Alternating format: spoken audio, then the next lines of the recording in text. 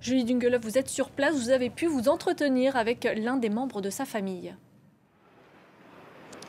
Oui, tout à fait. Nous avons pu joindre son frère par téléphone un peu plus tôt dans l'après-midi qui nous a confirmé que donc Modou Gaye, 23 ans, était décédé ce matin à l'hôpital central de Dakar. Selon son frère, eh bien, il se trouvait non loin des lieux des manifestations d'hier, dans le centre de Dakar, et il aurait été blessé par balle lors des affrontements qui ont eu lieu hier. Son frère nous dit que c'est un tir des forces de l'ordre qui l'aurait visé. Nous avons tenté de contacter le ministère de l'Intérieur et le ministère de la Justice qui pour l'instant n'ont pas réagi. Cette mort s'ajoute à la mort d'un étudiant de 22 ans hier, Alpha Yero Tunkara à Saint-Louis.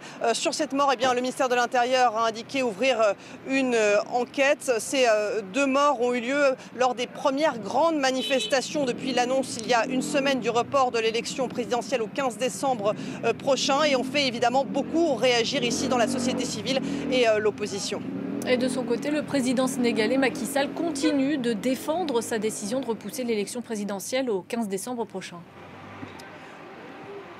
Oui, tout à fait, Marion. Il a tenu une interview avec nos confrères de l'agence de presse américaine AP. Il a une nouvelle fois justifié ce report de l'élection présidentielle au 15 décembre prochain pour tenir des élections, je cite, inclusives, transparentes et pour garantir la stabilité du Sénégal. Il a réitéré le fait qu'il ne souhaitait pas s'accrocher au pouvoir et il a appelé une nouvelle fois, comme ses proches le font depuis une semaine maintenant, à un vaste dialogue national. Je vous propose de l'écouter.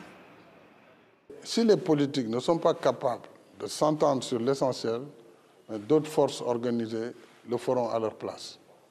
Et là, ils perdront tous, le pays avec. C'est évidemment cette phrase qui a beaucoup fait réagir dans les rangs de l'opposition. J'ai pu joindre un peu plus tôt dans l'après-midi des membres du PASTEF, le mandataire de la campagne du PASTEF, Amadouba, qui s'est indigné de cette phrase, indiquant qu'il s'agissait d'un chantage au dialogue et qu'il souhaitait le maintien des élections le 25 février prochain, donc à la date prévue initialement. Du côté de la campagne de Khalifa Sall, ancien maire de Dakar, également opposant évidemment à Macky Sall. Il a été indiqué que la réponse était claire, que celui qui semait le chaos aujourd'hui dans le pays, c'était Macky Sall. Et là encore, on demande le maintien des élections le 25 février prochain. Julie Dungueloff en direct de Dakar, merci beaucoup.